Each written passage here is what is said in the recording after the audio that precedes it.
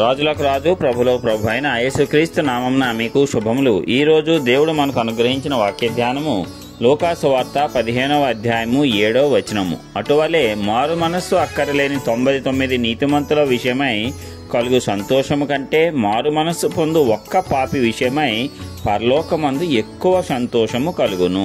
ప్రియులారా, ఈ వాక్య భాగాన్ని చూసినట్లయితే ఇది యేసు ప్రభువారు చెప్పినటువంటి ఉపమానము. ఆయన తన శిష్యులతో చెప్పుచూ పరలోక రాజ్యంలో ఏ రీతిగా సంతోషము కలుగుతుంది అనే దానిని గూర్చి ఇక్కడ వివరించటం జరిగింది.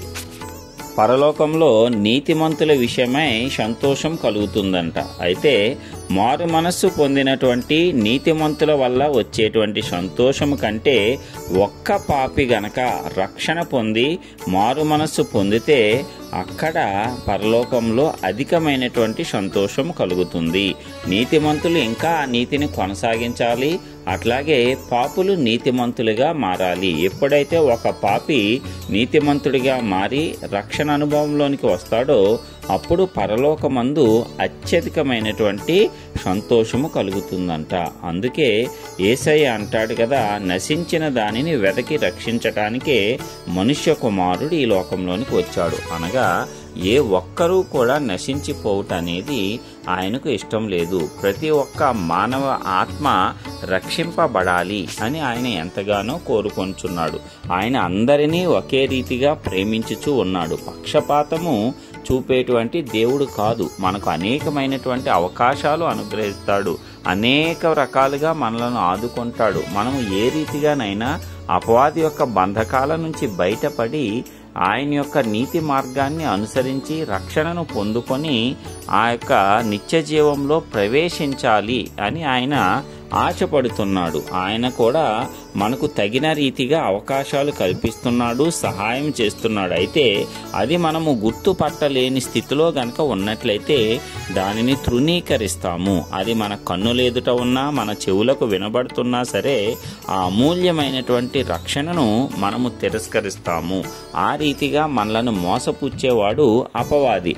వాడు ఎప్పుడూ కూడా మనకు ఈ లోకంలో ఉండేటువంటి ఆశలను చూపిస్తాడు. మన మనస్సు, మన హృదయము, మన ఆలోచనలు, మన తలంపులు ఎల్లప్పుడూ కూడా ఈ లోక ఆశల వైపు తిరిగేటట్లు అనేక రకాల పరిస్థితులు వాడు కల్పిస్తాడు. భయములు కల్పిస్తాడు, ఆశలు కల్పిస్తాడు, విజయాలు కల్పిస్తాడు, ఓటములు కల్పిస్తాడు. రకరకాలుగా వాడు చేయనటువంటి ప్రయత్నం అనేదే లేదు. అయితే మనము గనక దేవుణ్ణి నమ్ముకొని ఆయన యొక్క మార్గంలో నడుచుకున్నట్లయితే మనము తప్పనిసరిగా అపవాది యొక్క తంత్రాలన్నిటినీ గుర్తుపట్టగలుగుతాము. పరిశుద్ధాత్ముడు మనకు బోధిస్తాడు.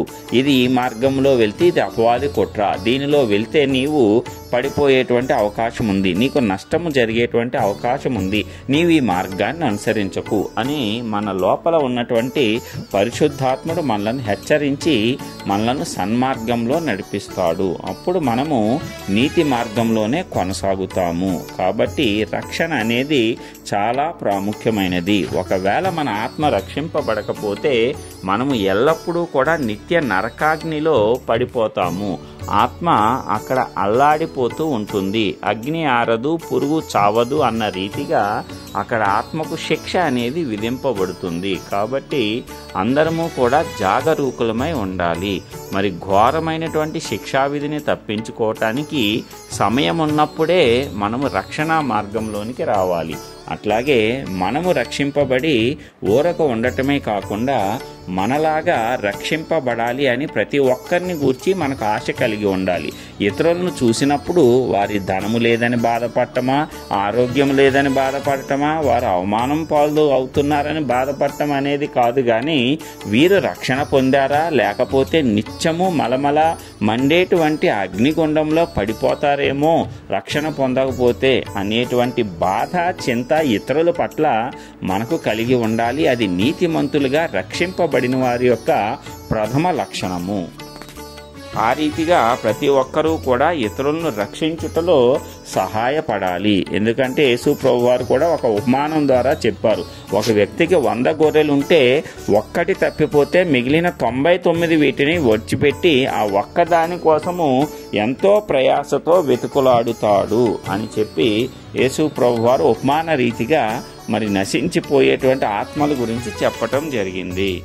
కాబట్టి ప్రియులారా, పరలోకంలో కలిగేటువంటి ఈ సంతోషము, ఈ ఆనందంలో మనము కూడా పాలిభాగస్థులం అవ్వాలి అంటే మనము కూడా ఇతరులను రక్షించాలి, ఆత్మలను రక్షించాలి, నిత్య జీవంలోనికి నడిపించాలి, నిత్య నరకాగ్ని నుంచి తప్పించాలి. మరి ఈ రీతిగా మనమందరము కూడా దేవుని యొక్క మార్గాలను ప్రచురిస్తూ దేవుని యొక్క మార్గంలో అనేక ఆత్మలను నడిపించటానికి, ప్రతి ఒక్క ఆత్మ రక్షింపబడేలాగా మనవంతు సహాయము చేయటానికి ఆ పరిశుద్ధాత్మ దేవుడు శక్తి సామర్థ్యాలతో పాటు కృపనివ్వాలని నజరేయుడైన యేసు నామమున ప్రార్థించుచున్నాను.